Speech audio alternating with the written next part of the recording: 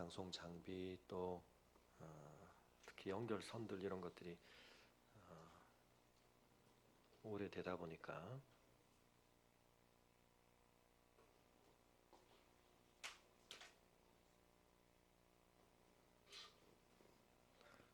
중간중간 이제 그런 데서도 좀 노이즈가 생기고 하는 것 같습니다.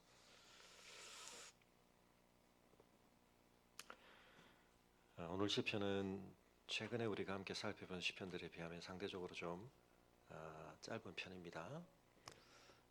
그러나 이 시편도 우리가 다음 주에 다시 한 번 더 묵상을 하게 될 텐데요. 이유는 시편이 구약에 있는 성경 중에서 신약에서 가장 많이 인용되는 성경이다라는 말씀을 드렸는데 그런 횟수를 증가시키는 데 있어서 바로 이 시편 110편이 대단히 중요한 기여를 하고 있기 때문입니다.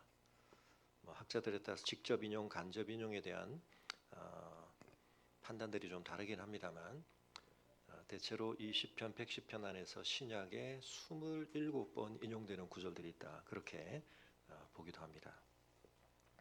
그 중에서도 1절이 가장 대표적입니다. 이 사실 자체가 하나님의 말씀에 대해서 그리고 그 말씀을 우리에게 주시는 하나님에 대해서 중요하게 전해주는 바가 있는데 이런 내용이 설교에서 잘 다뤄지지 않기 때문에 저는 그 점을 굉장히 중요하게 계속 강조드리려고 합니다. 우리가 지난주까지 살펴봤던 시편 109편 특별히 그 내용이 저주시라는 점에 있어서 우리가 좀 더 여러 가지 면에서 살펴봐야 했었는데 그 주제에 대해서 그 시편 109편이 우리에게 전해주는 내용들이 여러 가지 측면을 고려하게 해주었죠. 악의 실제성에 대해서 그것을 인정하고 고발하는 세계관적인 우리가 토양을 가져야 한다.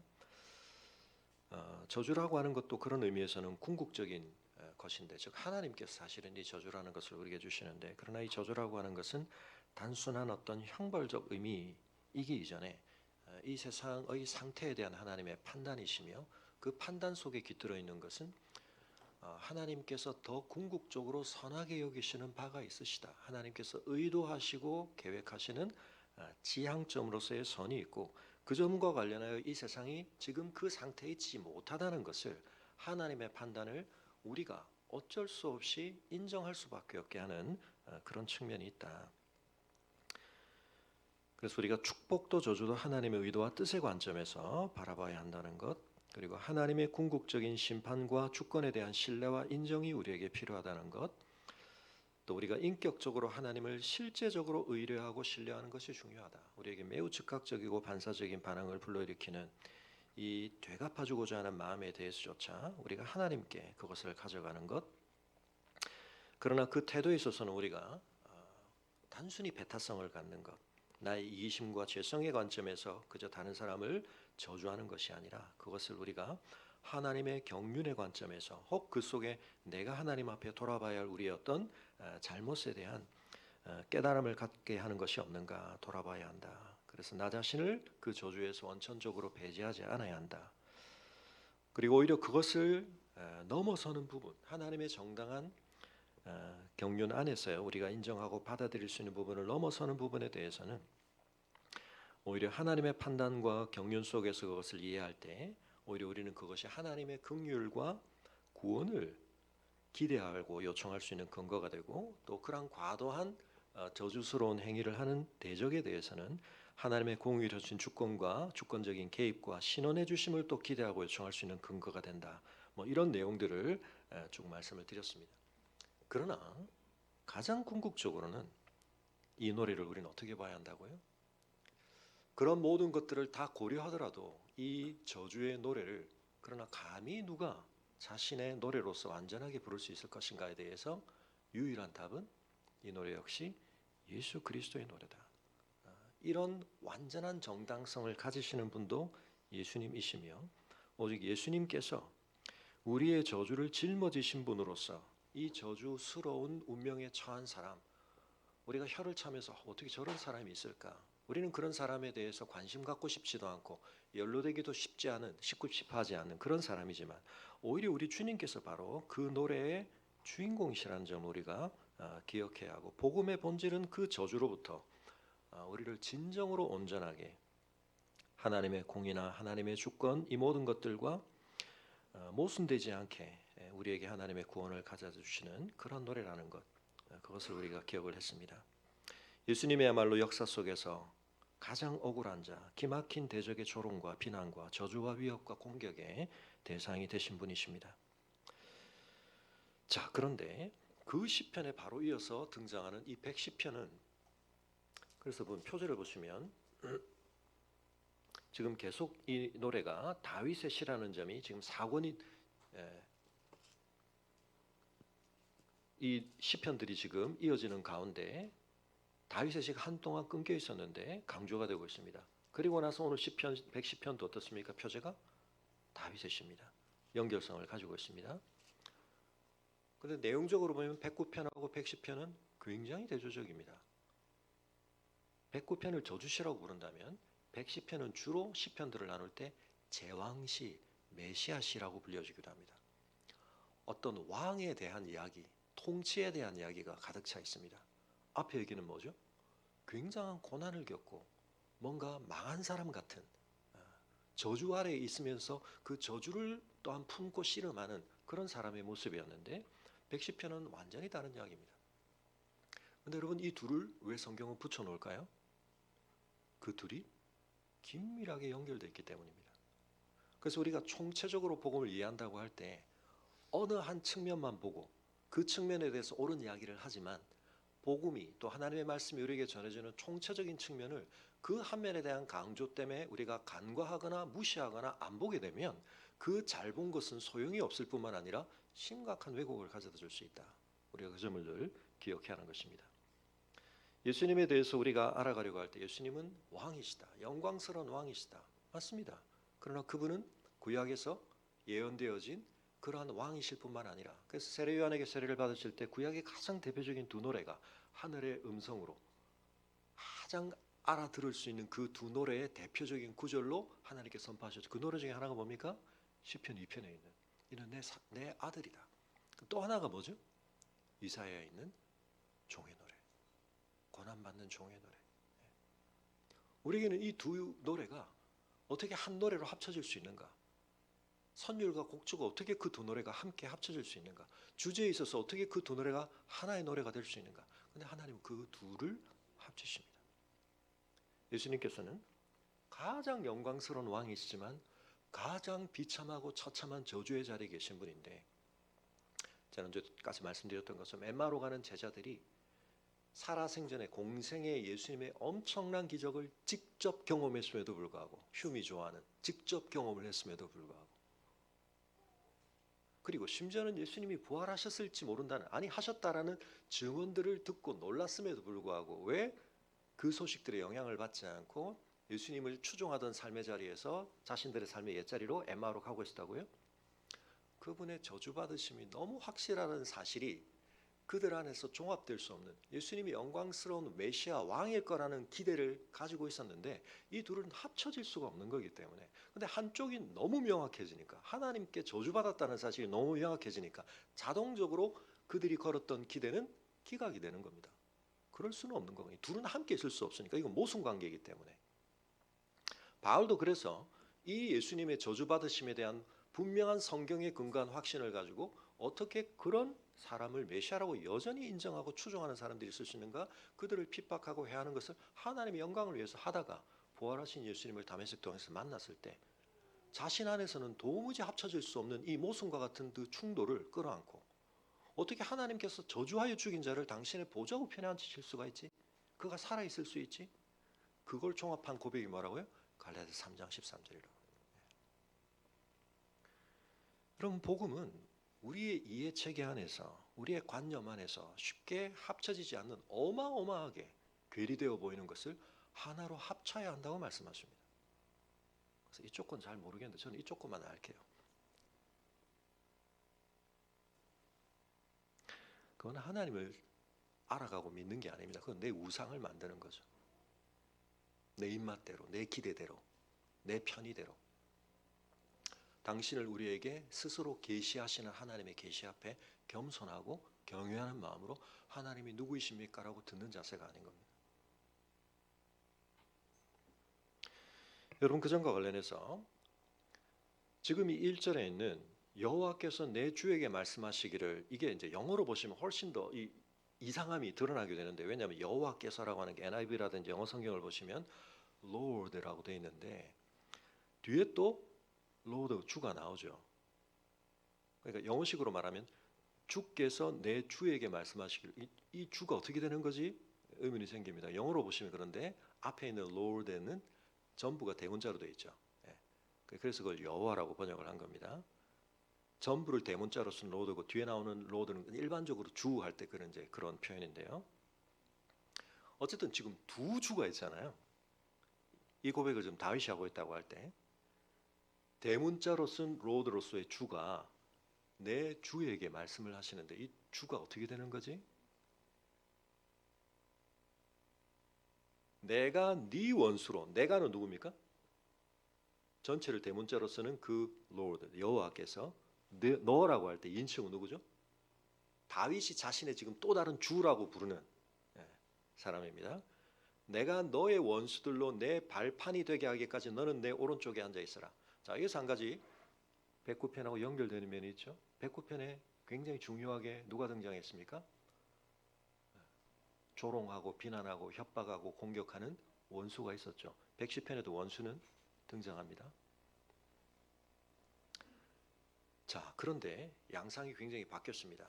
앞에서는 하나님의 대답이 없는 것처럼 보였는데 여기서 갑자기 하나님의 대답이 나타난다고 볼 수 있는 겁니다.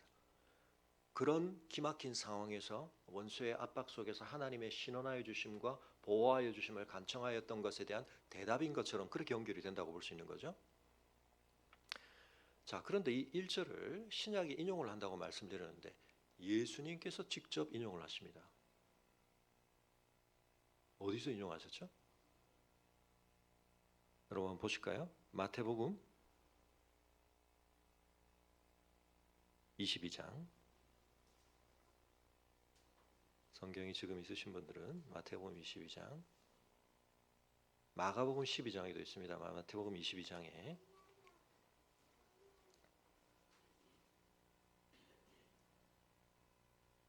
성경 통독을 이제 많이 하셨으니까 맥락이 떠오르시죠? 41절 보겠습니다. 바리새인들과 대화를 하시는데 율법에 대한 강론을 하시고는 41절에 바리새인들이 모였을 때 예수께서 그들에게 물으시되 너희는 그리스도에 대하여 어떻게 생각하느냐? 많은 유대인들이 그리스도, 여기서 말하는 그리스도는 우리가 예수님하고 고유명사처럼 동일시하는 이 그리스도가 아니고 일종의 일반 명사 같은 겁니다. 그리스도라고 하는. 무슨 말이냐면 이것은 하나님께 기름 부음을 받았다는 뜻인데 구약 시대에 왕, 제사장, 선지자라고 하는 특별한 하나님의 위임받은 사명과 권한과 또 지위를 가진 사람들을 기름 부어 세우셨는데 그 중에서도 가장 중요하게 하나님께서 위임하여 하나님의 가장 중요한 뜻을 이룰 사람으로 하나님께서 특별하게 기름 부을 사람에 대해서 이런 명칭이 계속 쓰이는 겁니다. 그런데 이 사람은 다윗에게 하나님이 주신 중요한 약속과 관련이 있는 사람입니다. 그 약속은 어디에 나오죠? 구약에? 이것도 제발 외워주시기를 제가 신신당부드리는 사무엘하 7장. 너무 중요한 성경이다. 별표 한 10개 내놓으신다고 말씀을 드렸죠. 사무엘하 7장이 뭐가 나옵니까? 다윗이 하나님의 성전 짓겠다는 거룩한 열망을 가졌는데 하나님께서 그 마음은 기특하게 받으시지만 그 일은 네가 완수할 일이 아니고 너의 후손을 통해 너의 자식을 통해 내가 이루게 하겠다라고 하시면서 다윗에 대해서 한편 축복을 하시지만 그 축복의 포커스는 초점은 그의 후손에게 맞춰지면서 하나님께서 굉장히 중요한 언약을 약속을 주십니다. 그 약속은 다윗에게 개인적으로 주신 약속일 뿐만 아니라 다윗이 왕으로 있는 나라 전체의 역사를 통해서 계속 그들이 가장 중요하게 우리가 하나님 앞에서 얼마나 특별한 민족인가 나라인가 그들이 어떤 사명을 부여받았는가 왜 그들이 중요한가라는 것을 상기시켜주는 대단히 중요한 언약이기 때문에 꼭 기억을 하셔야 됩니다. 그 언약의 핵심 대상이 누구냐면 그리스도입니다. 내가 기름 부어 인정하여 세울 가장 이상적인 통치자를 통하여 내 가장 거룩한 뜻, 그가 내 성전을 지을 것이고 그는 내 아들의 나와 아들 관계가 되고 그의 왕위는 영원할 것. 이 세 가지 측면 너무너무 중요한 거거든요. 근데 그 일을 다윗의 가장 실제적인 혈통적 후손이었던 솔로몬이 가장 근사적으로 가까이 성취하는 것 같습니다. 그러나 솔로몬이 이룬 엄청난 성취에도 불구하고 다윗에게 주신 그 약속 속에 담긴 영원성이나 충분성이 솔로몬에 의해서 다 실현됐다고 보기는 어려울 뿐만 아니라 솔로몬은 반짝 극한으로 그 최상의 성취를 이룬 것처럼 보이지만 거기서 급속하게 추락해버리죠. 그러니까 솔로몬이 그 언약의 완성을 이뤘다고 보기는 어렵습니다. 성전 실제로 지었습니다. 엄청나게 부강한 나라가 되었고 온 열방 사람들이 도대체 저 나라 어떤 나라인지 그 통치자의 지혜를 우리가 한번 구해보자고 나오는 바람에 그 나라의 왕이신 진정한 왕이신 하나님의 위상이 상당히 높아지고 그 나라가 굉장히 강한 나라로 영원히 갈 것처럼 보였지만 구약은 그 나라가 어떻게 파멸하고 실패하는가 하는 이야기로 끝나버리는데요. 그 약속을 그러므로 완전하게 실현해 줄 누군가가 올 거다. 그 메시아, 구원자, 그가 그리스도인 겁니다. 자, 너희는 예수님 당시까지 그 기대는 계속되고 있었던 겁니다. 근데 한 가지, 요즘은 더 이상 유대인들이 그와 같은 방식으로 구약을 보지 않습니다. 이유 중에 하나는 그것이 예수님에 의해서 너무 분명하게 성취된 것으로 보이기 때문에 그들은 예수님을 인정하지 않기 때문에 구약에 있는 메시아 관련 성경들을 더 이상 관심 갖지 않고 그런 식으로 조명하지 않습니다. 그리스도에 대해 어떻게 생각하느냐? 누구의 자손이냐? 대답하되 다윗의 자손이죠. 너무 분명한 답입니다. 자, 그런데 한번 보자라고 하시면서 지금 20편 110편을 인용하시는 겁니다. 자, 그러면 다윗이 성령에 감동되어 뭐라고 예수님께서 이 110편을 쓴 다윗이 하나님의 영에 감동되어 그의 개인사적인 어떤 정서적 표출을 실어 남긴 것이 아니라 이 시편 속에 하나님의 매우 중요하게 영감된 계시가 담겨 있다는 것을 예수님이 직접 인정하시는 겁니다. 근데 많은 오늘날 성경 신학자들 중에서 이 사실을 인정하지 않거나 그저 무시하는 사람들이 많습니다. 성경을 학문으로 연구하되 여러분 그렇게 되면 신약의 예수님의 권위를 부정하는 거고 그렇게 되려면 이 구절 자체를 다르게 해석을 해야 되는데 도대체 그런 해석을 가능하게 하는 더 옳은 원리는 어디서 온 건가? 이성에서 왔다고 생각하는데 여러분 그 이성이라는 게 도대체 어떤 근거에서 제대로 작동을 하는가 잘 생각을 해야 하는 것입니다. 사람들이 그렇게 생각하는 이유는 뭐냐면 흉이 생각했던 것 마찬가지입니다. 경험과 이성, 근대를 열었던 중요한 두 축입니다. 과거의 전통과 권위와 계시보다는 우리 모두가 보편적으로 합의를 이루기 위해서는 이성과 경험이라고 하는 렌즈를 통해서 우리가 참이라고 인정하는 것만 따라가야 돼. 근데 여러분 우리의 이성과 경험이라는 것도 따지고 보면 그 밑에 뭔가에 의해서 작동되는 경우들이 많다. 포스트 모더니즘은 이제 그걸 공격하는 거죠. 니체라든지 미셸 푸코라든지 이성도 권력의 신여 역할을 한다 결국. 뭐 이런 이제 주장들을 하면서 그렇다고 우리는 또 포스트 모더니즘을 끌어안을 수는 없습니다. 그건 너무 강한 해체주의, 상대주의로 가기 때문에. 다만 모더니즘의 그 지나친 교만과 모더니즘이 성경조차도 비평을 할 수 있다고 생각했던 지위에 대해서는 상당히 그것을 흔들어 놓은 건 맞지만 여러분 그래서 창조를 인정하는 것이 너무 중요한 것입니다. 휴움도 그랬지만 이성주의자들도 마찬가지입니다. 암암리에 전제하는 게 뭐냐면 그건 심했어. 기적을 믿지 않는 것. 여러분 지금 이 말씀을 받아들인다는 게 무슨 뜻이냐면 예수님으로부터 다윗이 한 몇 년 전 사람입니까? 약 1000년 전 사람입니다. 1000년 전에 누군가가 한 노래를 예수님이 지금 결국 뭐라고 주장하시는 거냐면 내 이야기다 이러시는 거거든요. 정신 나간 사람이죠. 오늘의 그냥 상식적 기준으로 보면. 혹은 과대망상증에 빠져서 자기를 지나치게 중요한 존재로 과시하려고 과거에 굉장히 권위 있는 어떤 것을 남용하는 사람인 거죠. 근데 우리는 예수님의 인격과 예수님의 삶이 그런 부류의 사람이 아니라는 걸 알고 있기 때문에 이 말씀을 진지하게 들어야 됩니다. 예수님이 굉장히 중요하게 자신이 누구인가를 말하기 위해서 이 말씀을 인용하고 계시는데 그건 말이 안 되고 그 말이 안 되고라는 걸 말되게 만드는 make sense하게 만드는 그 이성은 도대체 어디서 온 겁니까? 흉이 말하는 기적이라는 것이 성립되기 위해서 삶에 있어서 우리가 늘 항상적으로 경험하는 보편성이라는 것 어디서 온 겁니까? 그건 그냥 주어진 거라는 전제를 가지고 생각을 해왔었거든요. 근데 그것 자체가 하나님의 창조의 결과입니다. 하나님께서는 그러므로 그 질서를, 그 보편성을, 그 항상성을 만드셨기 때문에 그걸 아무렇게나 허물거나 아무렇게나 기적을 일으키지는 않습니다. 그래서 그러한 작용에 대한 반작용으로 기독교 신앙은 아무거나 막 믿는 것처럼, 이상하고 기발한 것이면 막 혹하는 것처럼 또 그쪽을 극단적으로 끌어가는 사람들, 그게 마치 어떤 진정한 신앙인 것처럼, 그것도 아닙니다. 정신을 바짝 차려야 됩니다. 하나님께서 창조를 통해 질서를 만드셨고, 우리가 법칙이라고 부를 만한 유니포미티, 제일성을 만드셨고 항상성을 만드셨습니다. 그러나 하나님께서는 그것을 고정시켜 놓기 위해서 만드신 게 아닙니다. 박제시켜 놓기 위해 만드신 게 아닙니다. 그래서 필연을 주장하는 사람들, 스토아 학파를, 파라미네데스를 따르는 사람들이 말하는 것처럼, 야, 운동과 생성과 변화는 허상이고 모든 건 그냥 꽉 차 있고 고정돼 있어, 이건 지나친 극단이고, 또 반대로 아니야, 모든 것은 텅 비었고 모든 것은 우연이고 우발적이고 모든 것은 아무것도 정해진 게 없어, 이것도 극단이고, 성경적 진리는 이 양극단을 종합해주는 가장 건강하고도 중요한 세계관을 우리에게 제공하는 겁니다. 하나님께 질서를 만드셨기 때문에 하나님께서는 그 질서를 벗어나 때로는 필요할 때 가장 중요한 하나님의 능력이나 하나님의 의도를 밝히시기 위해 그것을 변경하실 수 있는 겁니다. 우리는 공간과 시간에 매우 많은 제약을 받고 있습니다.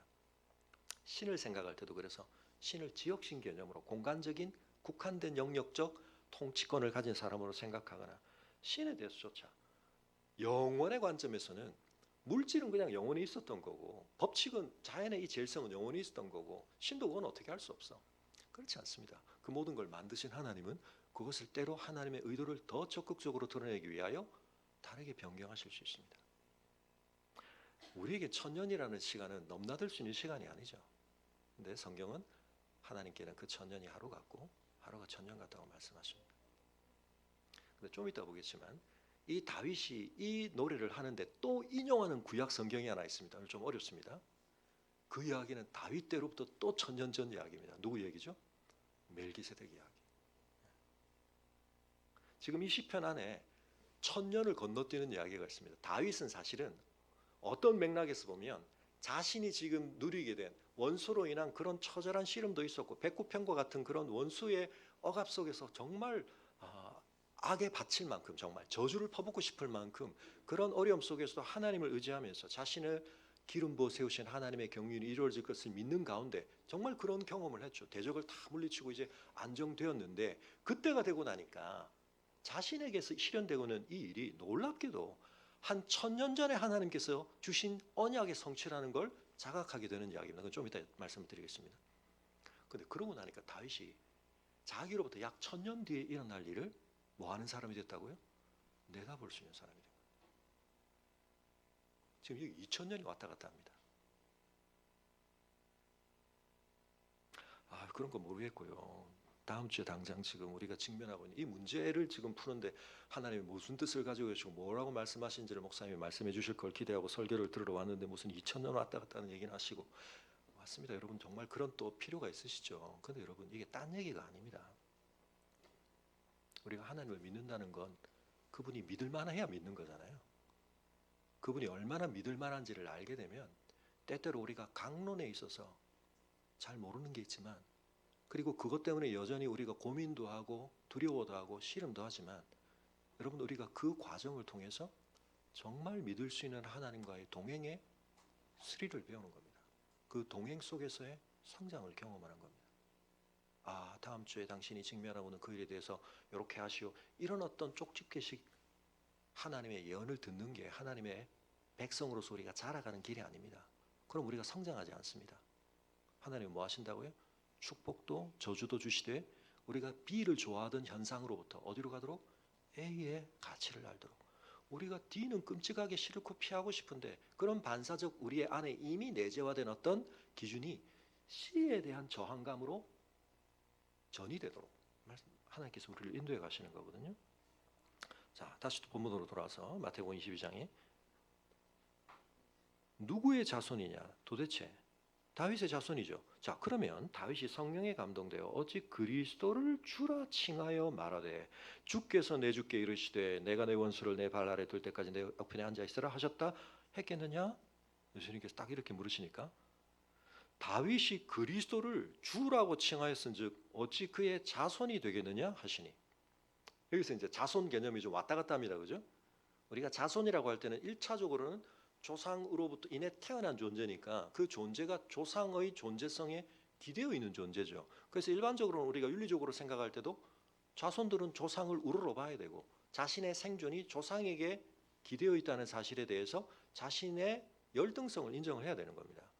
그래서 자손이 조상에 대해서 우러러보는 마음, 존중하는 마음을, 공경하는 마음을 가지는 게 일반적이죠. 그런데 여기서 갑자기 다윗이 그렇게 되면 그에 의해서 오게 될 그리스도의 조상이 되겠는데 그를 후손을 왜 자기의 주라고 높여서 불렀느냐, 그 얘기를 지금 예수님께서 하고 계시는 겁니다. 그 관계가 어떻게 돼야 되는 거냐, 후손으로시지만 어떻다고요? 그분의 위상이, 그분의 중요도가, 심지어는 그분의 선제성이 앞서 있기 때문에 그런 것입니다. 그러자 46절에 한마디도 능히 대답하는 자가 없고 그날부터 감히 그에게 묻는 자도 없더라.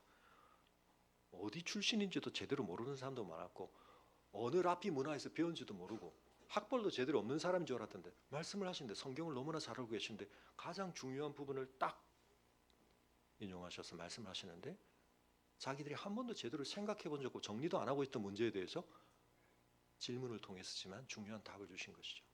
다윗의 후손으로시지만 그분이 훨씬 더 중요한 분임을 다윗이 인정하고 고백한 것이 어디 담겨 있습니까? 이제 여러분 아셔야 되죠. 시편 110편 1절에 너무 중요한 구절입니다. 베드로가 오순절 설교에서 이 구절을 또 인용합니다. 바울도 인용합니다. 히브리서도 인용합니다. 히브리서는 구약을 해석하는 신약의 가장 중요한 대표적 성경으로 제가 수요예배 때도 긴 말씀을 드렸고, 여러분 제가 히브리서는 종종 언급을 했습니다. 특별히 2021년에 제가 주일 설교를 통해서 11월 28일 날 설교를 제가 했었는데 히브리서가 예수님의 대제사장 되심을, 지금 이 시편 110편 다음 주에 우리가 자세히 보겠습니다만 두 내용이 있습니다. 1절부터 3절까지는 왕에 대한 주제가 중요하게 부각되고 4절부터 7절까지는 제사장에 대한 이야기가 중요하게 부각이 됩니다. 그러니까 왕이면서도 제사장인 어떤 존재로 부각이 되는 거거든요. 근데 이걸 결국 누가 완성하시는 거죠? 예수님께서. 근데 한편은 다윗도 이런 측면을 조금 가졌습니다. 다윗도 에봇을 입기도 하고, 물론 사울이 그랬던 것처럼 제사장직과 왕직을 자기가 부당하게 겸임하려고 하는 것은 주제넘은 짓입니다. 그러나 다윗이 한편으로는 왕이기도 하지만 하나님 앞에 백성들을 대표하는 제사장적인 어떤 면모를 가지면서 그 역할을 하고 있는데, 여러분 여기에 대해서 선례가 있었고 다윗은 그 선례를 자신에게 적용하면서 자신을 통하여 이루어질 엄청난 미래의 더 완전한 성취를 내다보고 있는 겁니다. 그러면서 나오는 이름이 누구라고요? 4절에 보면 멜기세덱 서열 이야기가 나옵니다. 자, 그래서 제가 2021년 11월 28일 설교에서 제가 그 내용이 참 중요하다. 히브리서에 있는 예수님의 탁월성을 지금 박해를 인해서 유대교로 다시 돌아가려고 하는 사람들에게 유대교가 그림자와 모형으로 가지고 있는 그 모든 것이 예수님에 의해서 놀랍게 성취되었는데 왜 그걸 시계를 거꾸로 돌려서 그리로 가려고 하느냐 라는 걸 얘기하면서 이제 예수님의 탁월성을 얘기한다고 말씀을 드려요. 특별히 제사장직과 관련해서 그렇다. 그래서 제가 10가지를 앞글자를 따가지고 혹시 뭐 기억나시는 거 있습니까? 뭘 제가 말씀드렸던 기억은 나시죠? 그날 열심히 필기하실 분들 많이 계신데, 신온,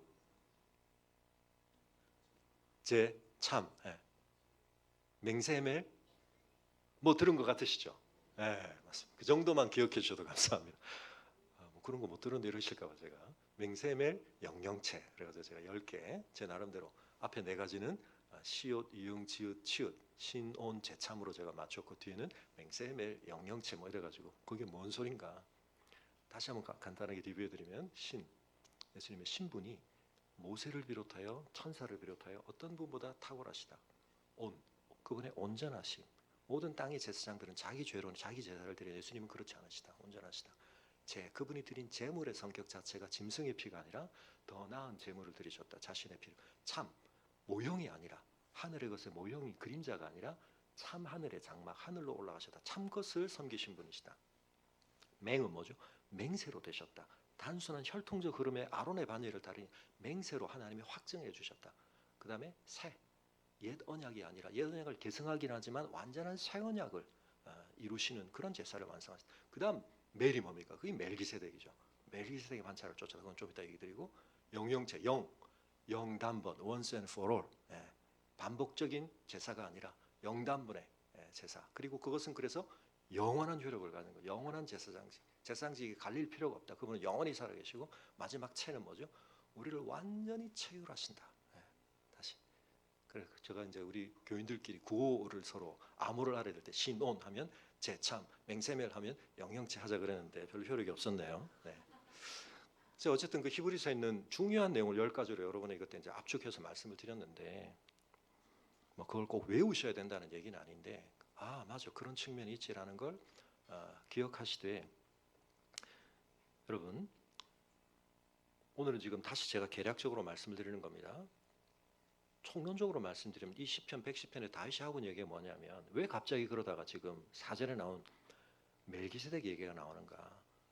여호와는 맹세하고 변하지 아니하시는 분이라는 사실에 대한 깊은 깨달음이 지금 오는 겁니다. 하나님은 한번 말씀하시는 걸 시건치 아니하시는 분이고 하나님의 말씀은 우리가 흘려들을 수 있는 말씀이 아니고 그분이 중요하게 하신 말씀은 정말 이루어지는 말씀이구나. 왜냐하면 하나님께서 너는 멜기세덱의 서열을 따라 영원한 제사장이라고 하는 이야기를 하셨고 그리고 실제로 1절의 표현을 보면 마치 어떻게 우리가 좀 볼 수 있냐면 요한복음 17장이 그런 것처럼 성부와 성자 사이의 긴밀한 대화를 마치 제자들을 통하여 하나님께서 엿듣게 하시고 듣게 하시고 기록해 하신 것처럼 다윗이 마치 성부와 성자 사이에 있는 중요한 서로의 이야기를 듣게 하시는 어떤 그런 모습으로 우리에게 다윗의 증언을 통해 이야기를 해주시는 거거든요. 자기의 후손으로 올 메시아에게 하나님이 약속하신 바는 이런 것이다. 그런데 여러분 다시 한번 이 멜기세덱이 어떤 존재인가? 구약에서 창세기에 등장하는 사람이죠. 창세기에서 언제 등장합니까? 아브라함이 자기 조카 롯이 사실은 참 철부지처럼 아브라함 밑에 룻처럼 붙어 있어야 되는데 오히려 번창하자 롯을 아브라함을 떠나서 가버리죠. 근데 거기서 이제 전쟁을 경험하게 되고 오히려 포로로 잡혀가게 되는데 그 조카 롯을 구하려고 가서 연합군하고 전쟁하고 승리하면서 돌아오는데 이 멜기세덱을 만납니다. 근데 멜기세덱이라는 사람에 대해서 성경이 별도의 이전에 다른 설명이 없다가 갑자기 뜬금없이 등장을 하는데 이 사람에 대해서는 이름에 2가지 의미가 있습니다. 멜기세덱이라는 것은 의의 왕 이런 뜻입니다. 근데 이 사람의 근거지가 어디냐면 살렘입니다. 이 살렘이라는 건 예루살렘의 옛 지명을 얘기하는 거예요. 살렘의 왕인데 이 이름의 뜻은 또 평강의 왕이라는 뜻입니다. 의와 평강의 왕입니다. 어디서 왔는지는 모르는데 근데 아브라함이 이 사람의 존재를 보고 이 사람 앞에 어떻게 보면 복을 빌고 이 사람은 아브라함을 위해서 복을 선언해 줍니다. 그래서 아브라함이 어떻게 한다고요? 그의 전리품과 그의 소유의 10의 1을 11조를 바칩니다.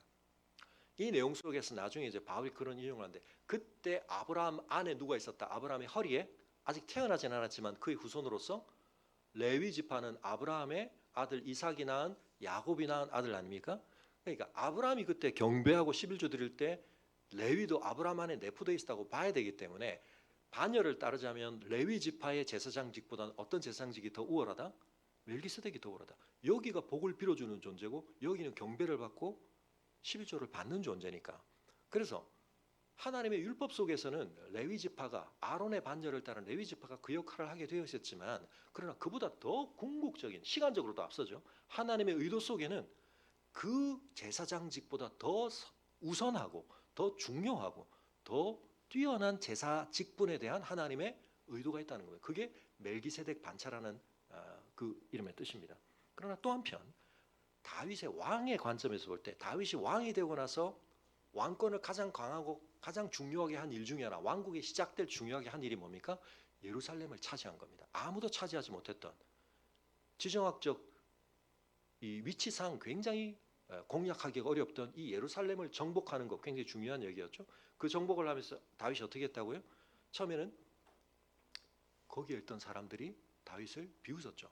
야, 눈 먼 자, 다리 먼 자, 우리 중에 그런 사람들만서도 너 다 물리칠 수 있다. 이 바람에 다윗이 좀 약간 열을 받아가지고 내 성에는 다리 저는 자, 눈 먼 자 못 들어온다고 그랬는데 나중에 예수님께서 예루살렘 입성을 하실 때 어떻게 하십니까? 눈 먼 자, 다리 저는 자들을 글로 부르셔서 치유하시고 회복시켜 주시는 이 이야기가 또 굉장히 중요한 하나님의 나라에서 예수님께서 다윗의 나라를 어떻게 더 업그레이드 하신가는 이야기라는 것도 제가 대문글에 많이 반복해서 썼습니다. 그러나 어쨌든 이 예루살렘이라는 건 굉장히 중요한 다윗 왕국에 한편 헤브론에서 그가 기름 부음을 받고 왕으로서의 인정을 유다 지파로부터 받았지만 자칫 거기서 그가 통치를 시작해버리게 되면 이스라엘 전 지파의 왕이 아니라 유다 지파 중심의 왕이 될 수도 있었는데 새로운 수도를 옮김으로써 굉장히 중요한 의미가 있는 겁니다. 정치공학적으로도. 근데 그곳의 옛 왕이 누굽니까? 멜기세덱인 겁니다. 자기가 그 예루살렘에서 왕이 되고 보니까 그 살렘에서 과거의 옛날의 왕이었던 한 존재를 통해서 하나님이 그의 언약의 조상들에게 주셨던 복과 이 모든 것들이 자신을 통해 이루어지고 있다는 고백을 하는 겁니다. 근데 거기서 멈추지 않고 이게 1000년 전에 있었던 아주 희미한 이야기, 언약의 조상이었던 언약의 첫 조상이었던 아브라함과 이 살렘이라는 지역이 중요하게 관련되었고 그 나라의 왕이 복을 빌어줬고 그것이 하나님의 축복의 한 표현이었다는 점을 생각할 때 자기가 지금 어떻게 많은 역사가 흘러왔지만 그걸 의도하고 내가 그걸 실현해야지 그랬던 건 아닙니다. 그의 시대 속에서 그가 중요한 과제로 생각하고 실험했던 많은 것들이 이루어진 결과를 놓고 봤는데 1000년 전에 있었던 그 언약의 중요한 성취가 자신에게서 실현된 것을 보면서 어떤 렌즈가 열렸다고요? 미래를 보는 렌즈가 열렸다고요. 그걸 통해서 또 다른 1000년 뒤에 오실 진정한 이 예루살렘의 왕으로 오실 그분, 자기의 후손으로 오십니다. 유다 지파로 오시거든요. 그래서 예수님은 레위 지파 반열이 아니라 유다 지파 반열인데 왕이 되심과 동시에 제사장직도 감당하시는데 이유는 뭐라고요? 야, 그럼 모세 율법을 깨뜨리신 거잖아. 아니야. 그 율법을 받기도 전 아브라함 때 이미 멜기세덱 반차에 제사장직이 있었어. 좀 어려운 이야기이기 때문에 히브리서도 너희가 지금 단단한 음식을 먹어야 되는데 아직도 젖을 먹고 이러면서 이제 슬쩍 넘어갑니다. 그러니까 여러분 이걸 뭐 다 일일이 기억하실 필요가 없는데 중요하게 기억하셔야 될 건 하나님께는 뭐다? 1000년은 쉽게 건너뛰신다. 그리고 하나님의 언약은 여러분 1000년이면 이 세상에서 영원할 것 같던 모든 게 사라지기에 충분한 시간입니다. 1000년 전 제국이 지금 남아 있습니까? 그 1000년 전에 하나님이 주신 언약은 1000년을 건너뛰어 다윗에게서 반짝 성취되었지만 그 뒤에 또 다른 1000년을 지나면서 이건 다 쓸려 내려가고 뒤덮이고 먼지 온갖 오물들로 다 뒤덮였지만 그걸 1000년 뒤에 누가요? 예수님을 통해서 하나님께서 완성하시는 이야기입니다. 내용적인 것은 우리가 다음 주에 좀 더 보겠습니다만 내용적인 것은 여러분 그래서 하나님께서 하나님이 인정하여 세우는 이상적 통치자가 있는데 그를 세상이 호락호락 인정하지 않는 정도가 아니라 그를 거스르려고 하고 대적하려고 한다. 이게 성경이 우리에게 보여주는 굉장히 중요한 그림입니다. 시편 2편에도 있었죠. 와, 하나님이 인정하여 세우셨구나. 다윗 자신이 어떻게 됐습니까? 그랬지만 어마어마한 고난을 겪었습니다. 왕이 실제로 되는 과정에서. 그런데 그리스도는 더더욱 그보다 더 엄청나십니다. 오히려 그분은 죽임을 당하시죠. 세상의 관점에서는 야, 하나님께 기름 부음 받았어? 네가 왕이야? 웃기고 있네. 다윗이 받았던 조롱보다 훨씬 더 극단적인 유대인의 왕 붙여놓고 그 앞에서 로마에 의해서 이방인에 의해서 처참하게 온몸이 찢겨 죽었는데 그게 무슨 왕이야? 놀랍게도 거기서 우리가 생각하는 차원과 수준이 아닌 하나님의 본래적 의도의 하나님의 구원을 이 땅 위에 성취하는 하나님의 통치의 가장 강력한 저항 세력인 죄를 우리의 온 삶과 우리의 심령에서 씻어내시고 우리를 그 속박에서 건져내셔서 하나님의 진심을 깨닫는 자, 우리를 향하신 하나님의 선하심에 대해서 이제는 우리가 하나님의 마음속에 가슴을 찢어 열어 보이셨는데 그 속에 흑심이 없고 우리를 향한 진정한 사랑이 있다는 사실에 감화 감동된 당신의 백성들. 여러분 그래서 여기 뭐라고 말합니까? 3절에 보면 주의 권능의 날에 그 주의 백성들의 모습을 묘사하는데 어떻게 해요? 거룩한 옷을 입고 그들은 어떻게 합니까? 이 왕이 너무 패권을 강하게 휘둘러서 억압과 착취를 경험해서 눈치를 보고 지난주에 말씀드린 거 종의 영에 휩싸여서 그냥 두려워 벌벌 떨면서 왕을 섬기는 게 아니라 뭐라고요?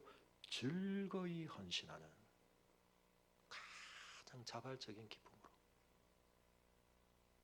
여러분 콘서트장이나 스포츠 경기장 같은 데 가서 자기가 정말 좋아하는 그런 사람이 공연하거나 플레이하는 걸 본 사람들이 어떻게 하는 거 아십니까? 사정 눈치 주변 안 보고 소리를 지릅니다. 환호합니다. 몰입합니다. 이유는 뭐죠? 그 사람의 어떤 퍼포먼스와 그 사람의 어떤 매력에 너무 매료되어 있기 때문에. 우리의 예배 모습이 그래야 됩니다. 우리의 삶의 모습이 그래야 됩니다. 우리가 다른 것들도 좋아할 수 있지만 그 모든 좋아하는 것은 궁극적으로 예수 그리스도를 좋아함 안으로 수렴돼야 되고 예수 그리스도를 좋아함에서 가장 극치로 드러나야 됩니다. 그래서 내가 뭘 좋아해 본 경험이 있으시면 내가 이거보다 한 100배는 더 예수님을 좋아해야 되는 거지, 그 생각 자꾸 하셔야 됩니다.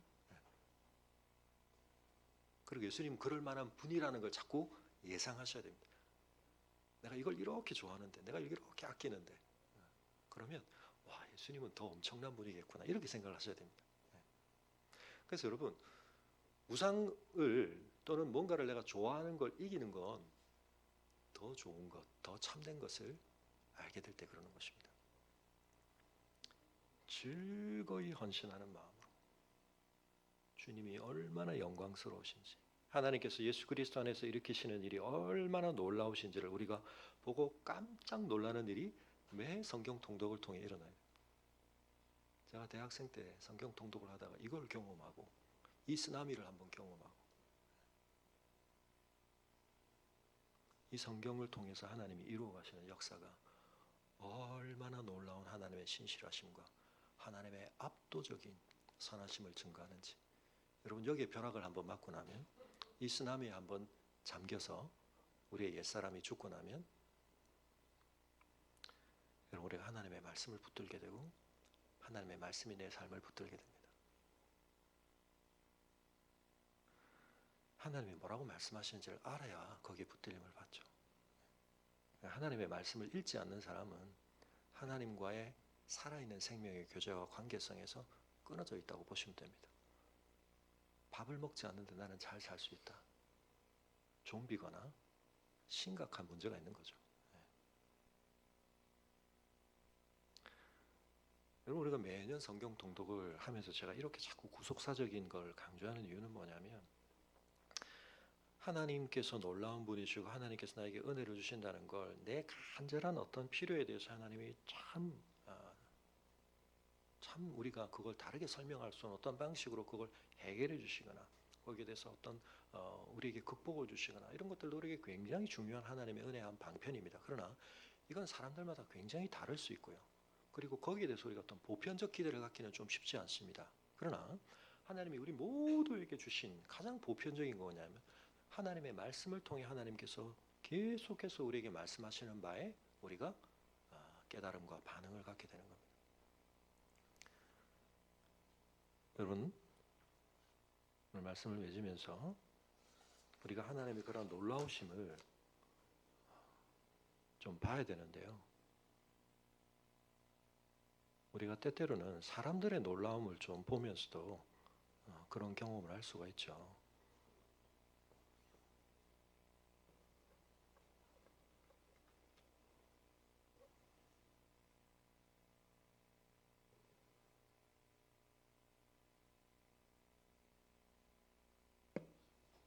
연결이 안 됐나요? 아까는 되는 것 같았는데.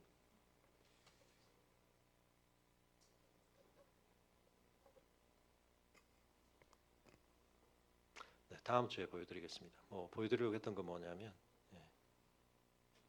혹시 시간이 되시는 분 유튜브에 가시면 스트링 아트라는 게 있습니다. 스트링 아트.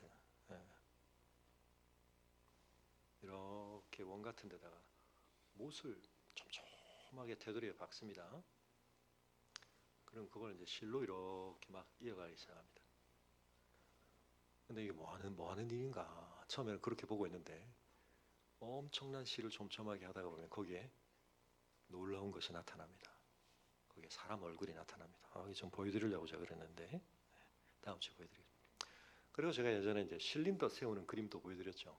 그냥 보면 평면에 뭐 이상한 막 뭐지 저게 싶은 걸 그렸는데 마지막에 그 중앙에 실린더를 딱 세우면 그 실린더에 반사되어 보일 때 그 이상해 보이던 그림이 온전한 어떤 사람의 모습이나 모양으로 나타나는 것, 그런 거 보여드린 적이 있는데요. 하나님의 이 구원 역사, 하나님의 말씀에 때로는 우리가 그 시줄과 날줄들이 이어져서 뭘 하고 계시지, 뭐가 이루어지는 것에 대해서 때로는 그 하나하나를 보는 것 가지고는 잘 안 보일 때가 있습니다. 그러나 이것이 예수 그리스도 안에서 결국은 예수님의 모습을 드러내고 예수님 안에서 가장 완성된 형태로 드러나고 예수님이 십자가에 실린더를 딱 세울 때 거기에서 모든 것이 가장 완성되는 이걸 경험하는 것, 이것이 여러분 예수님께서 엠마오로 가는 제자들에게 부활하신 몸을 가지고 계셨지만 야 녀석들아 정신 차리고 나를 두 눈 뜨고 똑바로 봐, 내가 부활했잖아 라고 말씀하지 않으시고 어디로 가셨다고요? 고향으로 가셨다고요. 고향에서 하나님께서 어떻게 말씀의 시줄과 날줄을 엮어서 너희가 생각할 때는 너희는 그 점만 보려고 했지만 하나님의 메시아 그리스도는 이 엄청난 110편만이 아니라 109편도 메시아의 노래야. 이사야 53장도 내 노래야. 그건 너희가 그리고 있는 몽타주하고는 안 맞지만 하나님의 시줄과 날줄이 얽혀서 빚어내는 진정한 그리스도의 모습이야. 예수님 그걸 말씀하시는 거거든요.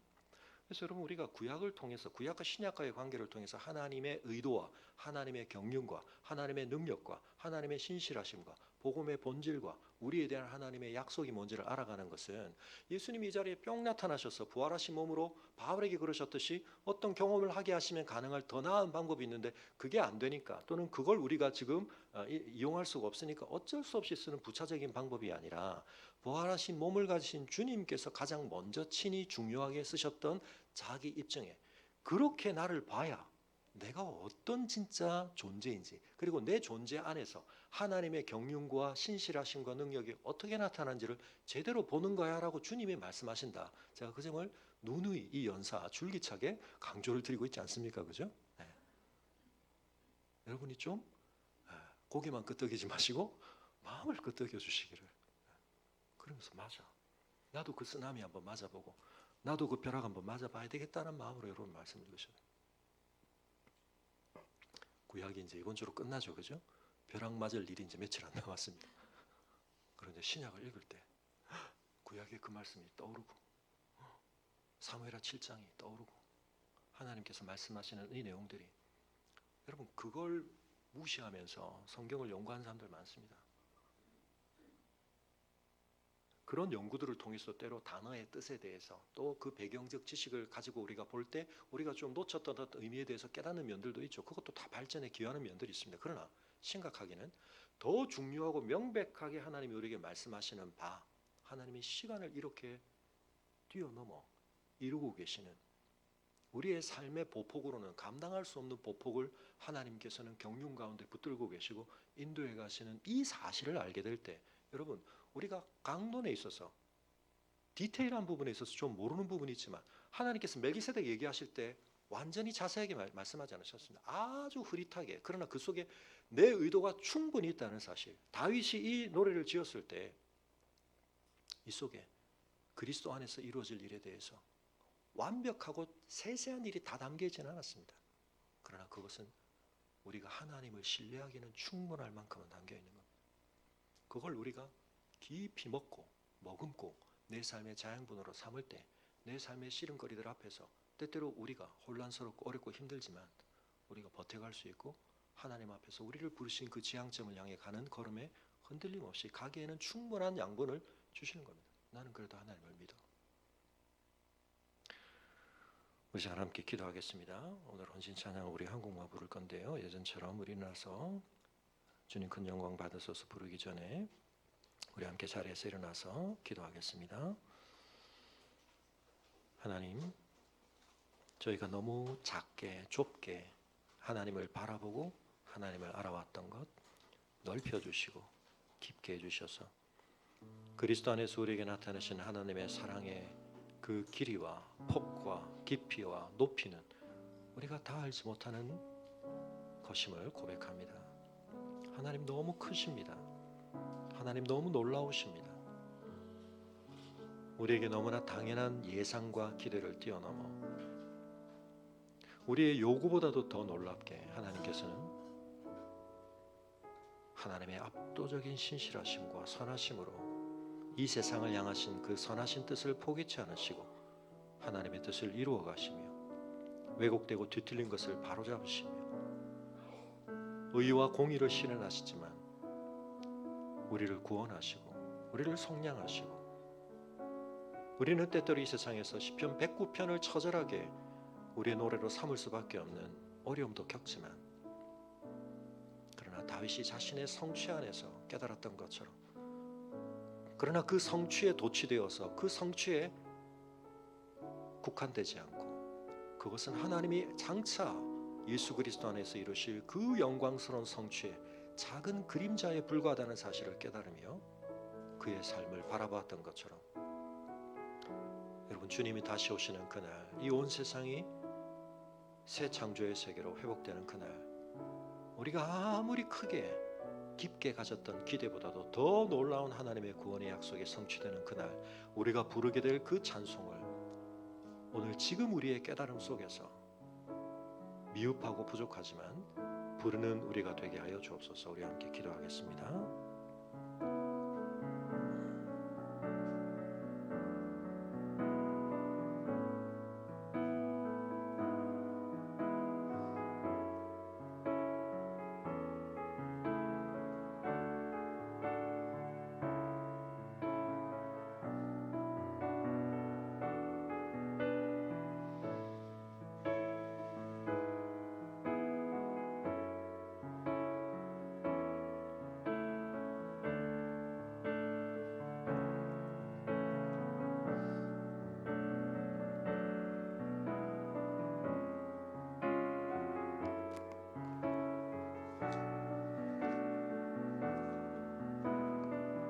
주님 큰 영광 받으소서.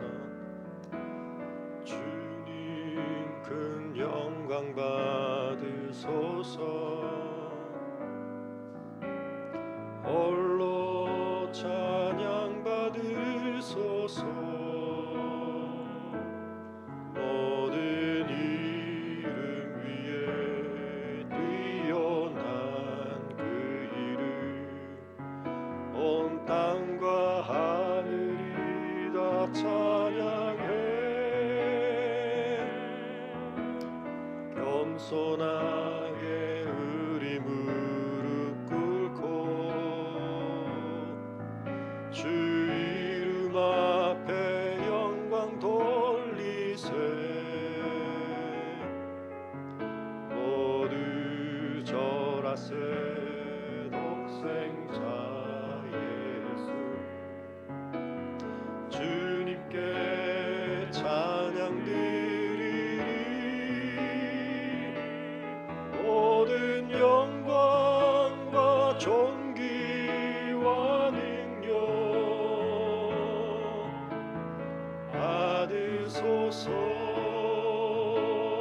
받으소서. 영광과 존귀와 능력 받으소서. 받으소서. 그리스도 살아계신 하나님.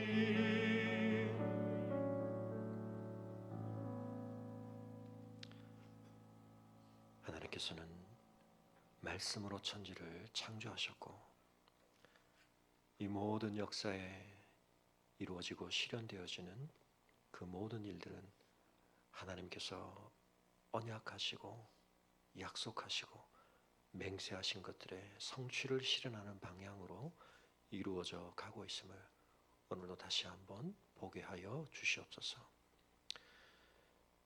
저희가 발딛고 살아가며 저희가 피부로 느끼고 또 어쩔 수 없이 저희의 마음에 한가득 짐으로 끌어안고 저희가 씨름하며 살아가는 우리의 삶의 인식과 문제거리들은 그러한 지평을 담아내기에는 너무나 얕고 좁을 수밖에 없습니다. 그러나 아버지 하나님, 우리가 그 속에 매몰되어 있지 않고 눈을 들어 하늘을 바라보며 주님께서 이 비조 세계를 좀 눈 떠 보라고 말씀하시며 공중에 나는 새를 보고 들의 백합화를 보며 하나님의 창조의 섭리와 그 구원의 경륜을 보라고 말씀하시며 그리고 무엇과도 비교할 수 없이 예수 그리스도의 십자가 안에서 우리에게 제발 부디 보라고 말씀하시는 하나님의 신실하심과 하나님의 능력과 하나님의 그 모든 구원의 언약들을 주님 볼 수 있는 저희들 되게 하여 주시옵소서. 다윗이 자신의 고난 속에서도 하나님의 언약의 성취를 믿음으로 바라보았고 정작 그 언약의 성취가 놀랍게 실현됐을 때는 그것이 또한 전부가 아니며 자신이 누리고 자신이 확인한 그 모든 것은 하나님께서 장차 이루실 더 영광스러운 일에 작은 예표에 불과함을 깨달았기에 그의 삶이 혼란과 어려움과 때로 비틀거림과 넘어짐 속에 있었지만 주의 경륜 안에서 아름다운 삶의 흔적을 남길 수 있었던 것처럼 주님 오늘 저희의 삶도 주의 말씀에 새 힘을 얻어 분발하며 일어서게 하시고 주님이 부르신 그 부름의 표대를 향해 다시 한번 정신 차리며 우리의 걸음을 가다듬고 나아가는 저희들 되게 하여 주시기를 간구하오며 이제는 우리 주 예수 그리스도의 은혜와 우리 아버지 하나님의 그 크신 사랑과 성령의 감화감동 교통하심이 말씀의 주인 되신 하나님의 은혜를 하나님의 경륜을 하나님의 어떠하심을 말씀 속에서 알아가는 만큼 하나님을 더욱 신뢰하며 의지하며 하나님과의 동행의 삶에 더 민감하게 깨어 순종함으로 그 말씀의 약속이 자신의 삶에 실현됨을 맛볼 뿐만 아니라 그것을 통해 하나님의 말씀을 알지 못하는 수많은 사람들에게 말씀에 증거되는 삶의 제사 올려드리기를 소원하는 주의 성도들의 걸음 위에 지금부터 영원토록 함께 하시기를 간절히 축원하옵나이다. 아멘.